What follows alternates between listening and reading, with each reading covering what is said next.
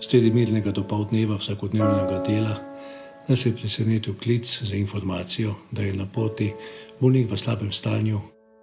Po prejeti informaciji je bila v urgentnem centru aktivirana reanimacijska ekipa.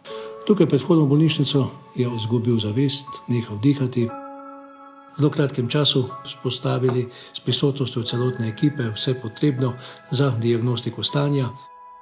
Usposobljeni strokovnjaki so takoj ugotovili, da gre za stanje po krvnem strdku v pljučih.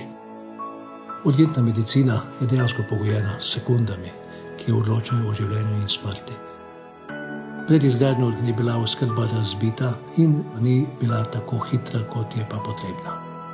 Vsaka uspešno zaključena intervencija nam pa vsem nariše pravi nasmeh na naše obraze.